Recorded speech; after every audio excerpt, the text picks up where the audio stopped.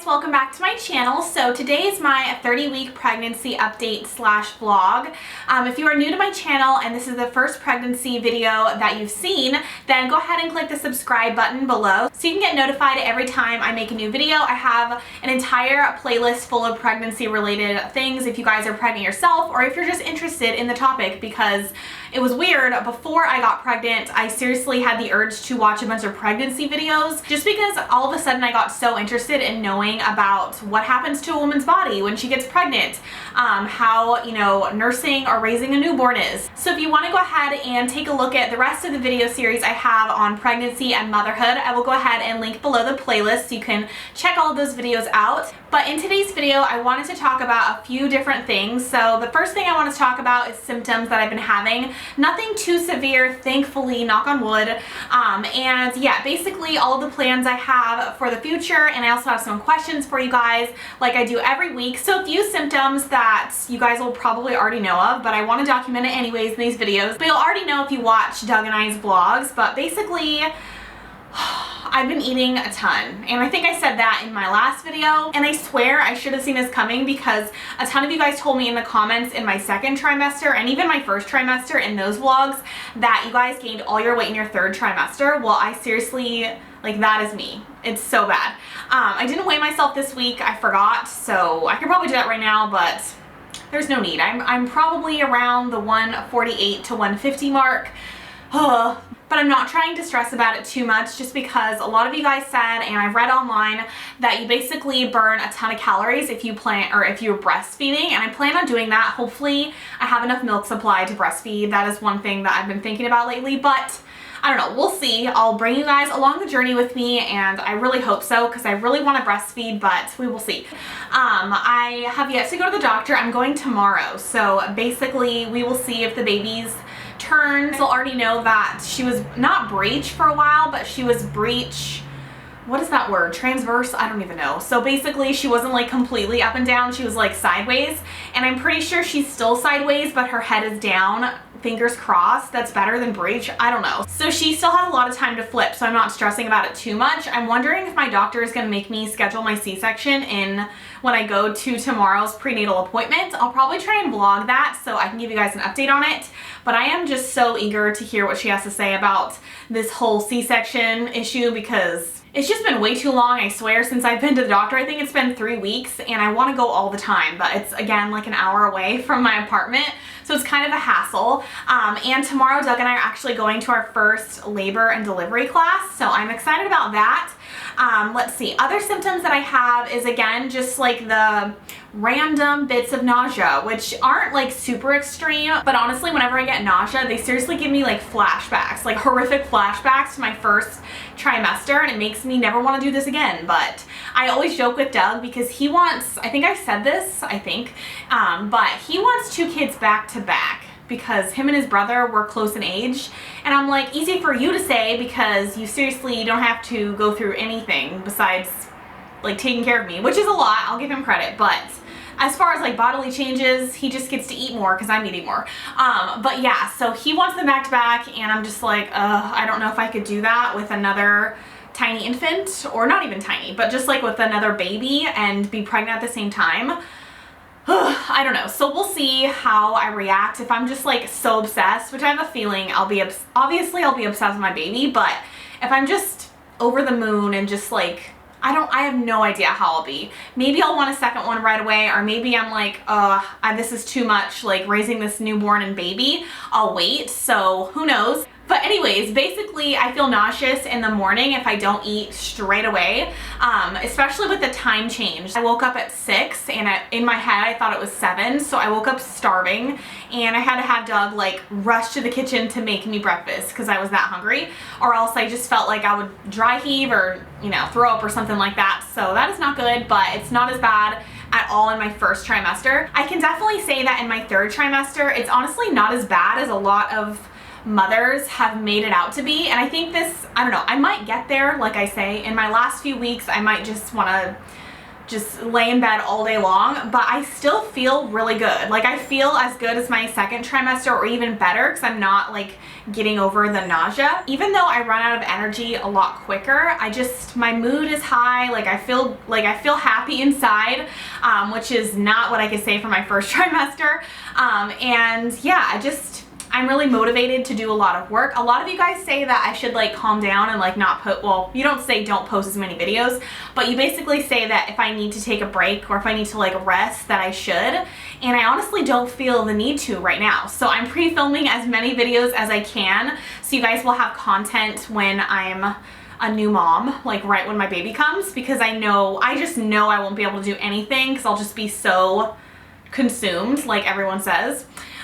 So yeah, I feel really good, and it's just such a nice feeling because you never know how you're gonna be in your pregnancy. Like honestly, one week you could be throwing up and miserable, the next week you could be exhausted. It's just a yo-yo, and I'm just so thankful that I feel good right now. So the nursery is almost done. Like I said, I'm sitting in it right now. The tour will probably go up in the next 2 weeks. I'm waiting for some bigger furniture to come, which leads me to my next point. This is something that I'm sure you guys will have an opinion on, but I have a real question for mothers out there. Do I need a glider or a rocking chair?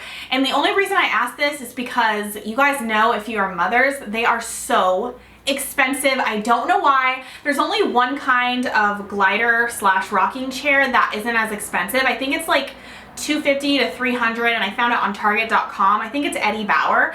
It's not the best looking chair. I'll insert a picture. I'm sure a lot of you guys have it. I'm not knocking the chair. I might even end up getting it.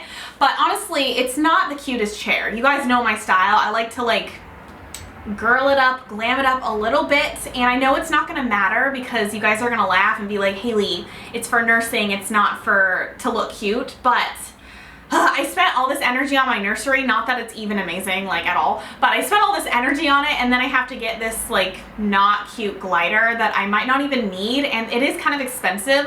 The one I really want is like $500, but I'm not gonna do it. I'll insert another picture here, but again, I think that's on like Target.com. And I just feel like it might be a waste of money, like spending, you know, $200 to $500 on a glider or a rocking chair to nurse your baby. Am I gonna even use that? Or do the majority of you guys as mothers out there just nurse your baby in bed or in a regular chair? Like, do I need to be like rocking? I don't know. So let me know in the comments below if you think it's a waste of money, or if you use your glider or rocker all the time, which one you'd recommend, and things like that. So the other kind of symptom that I've been feeling on and off is being really like dizzy and lightheaded and almost feeling like I'm gonna faint. I think I mentioned it in one of the vlogs, but this has happened multiple times, not when I'm in my apartment, because I usually am sitting down for the majority of the day in my apartment, sadly, if I'm working. But whenever I go out, like Doug and I went to Harbor Freight because we live at that store, like no joke. We went to Harbor Freight. I almost fainted in line. I had to go outside and sit on a curb, which was weird. And then the other day we went to IKEA, and obviously IKEA is a lot of walking, but it's not a ton of walking. Like I feel like I should be able to walk through an entire IKEA without feeling faintish. So yeah, I had to sit down like on the floor. I just felt like so dizzy and lightheaded, so I'm not really sure what that's about, and I can guarantee you that it's not because I'm not eating enough, because you guys know I eat plenty. So yeah, and those 2 days I had plenty of water in my body. I wasn't like dehydrated, so maybe that's just a third trimester symptom. I've looked it up, and just being, you know, having low energy is a symptom in general in your pregnancy. So let me know if you guys have ever dealt with that, or if that's something I need to be concerned about. I'll probably mention it to my doctor tomorrow, but it is really inconvenient because it makes it to where I can't get a lot done outside of the house unless I'm sitting down. So I haven't really gotten any new stretch marks, at least that I can see. The only ones I've really gotten are on the sides and like the bottom of my boobs, which are not pretty, but I think I'd rather have stretch marks on my boobs than my belly, because you don't really show your boobs in a bikini. Not that I'm ever in a bikini nowadays, but I don't know, that's just kind of the one thing that comes to mind. So yeah, I haven't really gotten anything too new on my stomach, which I'm really grateful for, but I'm sure I'll get them like in my last final weeks, because I am growing like crazy, like my stomach. And I feel like, I don't know, although I'm gaining more weight in my third trimester, I don't really feel super big and heavy like a lot of people feel. I still feel myself. However, I mean, obviously none of my clothes fit. I have to wear maternity clothes for the most part, except for this is like a size large, and I'm wearing yoga pants right now that feel pretty good. The only thing is at night, it is really uncomfortable to sleep now. It's not so uncomfortable to where I just lay awake all night. I think I mentioned in last week's vlog that I was having insomnia. I feel a lot better now. I'm not as stressed or anxious. I think that was just like a weird fluke thing that happened for a week, thankfully. But yeah, so I'm sleeping fine. The only thing is when I do go to sleep and I lay on my side, her feet, like, I know it's her feet because her feet are on my upper right hand side of my stomach. They just like dig into either my rib cage or something on my side, and especially when she starts kicking at night, she'll be like kicking like alongside my stomach, which hits the beds if I'm laying on the right side, and it hurts. Like, her kicks are starting to hurt and she's getting like way more forceful with her movements and her kicks. So I can only imagine that it's gonna get stronger and more painful as the pregnancy goes on. Another thing with my body changing and getting bigger and growing is that I can no longer see past my stomach. So that is annoying, especially when you're shaving in the shower, if you know what I mean. I make it work somehow, which is kind of dangerous. But yeah, so I can't see the linea negra on my stomach. Doug had to take a picture of it yesterday, but it's finally showing up. I think I mentioned that in my second like trimester, like one of those vlogs. A lot of you guys said you either didn't have, well, you have a linea negra, but you didn't see yours in your pregnancy, or some of you guys said it was super dark. So mine is finally showing up, which I'm kind of excited about. I don't know, Doug thinks it's the weirdest thing. My belly button has still not popped, but when I lay on my side, like half of it comes out and it freaks him out. But yeah, so I'm still waiting for those two things to show up more prominently. So one interesting topic that I keep kind of bringing up here and there is co-sleeping. A ton of you guys sleep with a bassinet. More of you guys sleep with your baby in your bed. Well, not more, but I don't know. A lot of you guys sleep with your baby in your bed. And a lot of you guys, well, not a lot, but a few of you guys put your baby right in your, right in its crib, right when it's born, and you never have it in your bed. So yeah, it's just kind of something I'm interested in, and I read this article which is very controversial, but I thought I'd bring it up. I will link the article below, but if you want to read it. But basically it was an article about co-sleeping and how it ruined a bunch of people's marriages, which I know is very extreme. I'm not saying that I'm not going to co-sleep or I am going to co-sleep. I have no idea what I'm going to prefer or what Doug prefers or even the baby. But I thought it was an interesting article because I've kind of heard this in the past, and I don't necessarily think that co-sleeping affects your relationship with your husband. Well, it probably does. Like, obviously having a baby is going to affect your relationship, but not in a negative way in the very beginning. But it was basically saying that couples that co-sleep with their, not like, you know, newborn babies, but bigger babies to toddlers, they have a harder time communicating, and it just puts a strain on their relationship and the family dynamics. So let me know what you guys think about that. I feel like, I don't know, a part of me agrees with that, because if you sleep with your kids for a long time, in my head it just makes it seem like you're never gonna have any private time or like couple time. I feel like the master bedroom, or like the bed that you share with your husband, is almost like a sacred place, and you should kind of keep it for you two, at least when the baby grows up and gets bigger. And it makes it harder for you guys to talk about certain things if there's a child in your bed or a toddler in your bed. So yeah, I don't really want to start that habit right out of the gate. I know I'm overthinking all of this, but read the article, or even just let me know your thoughts in the comments. If co-sleeping with your 1 to 3 or sometimes to 5-year-old affected your relationship in a good way or a bad way, I love to open that topic up because I am so intrigued by it. I actually had Doug read the article, and I don't know, he likes the idea of co-sleeping. I don't know why, but he thinks like he wants to be near the baby too, since I'll get to be with her all day long when he's at work. But I also really like how a baby has its own room, or the toddler has its own room and place to go. So I don't necessarily have to go to sleep when my baby goes to sleep if they're used to it. So yeah, let me know in the comments below. So another thing that I noticed is that I don't really feel like I'm getting any Braxton Hicks. I'm sure I'm like experiencing them and I just don't know or something. I don't know, it kind of worries me. I'm gonna ask my doctor tomorrow, but basically you're supposed to be feeling Braxton Hicks starting, I think, in your 2nd trimester all the way through your 3rd.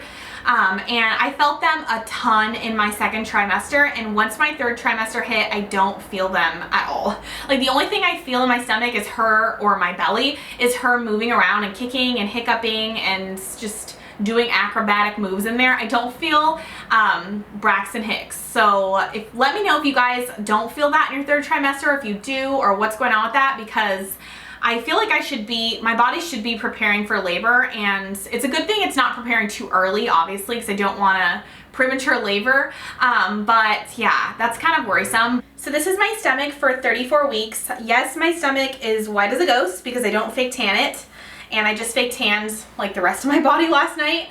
So that's what it looks like. I feel like it looks, I don't know, as big as last week. I can't really tell nowadays unless I watch the videos back. What is that?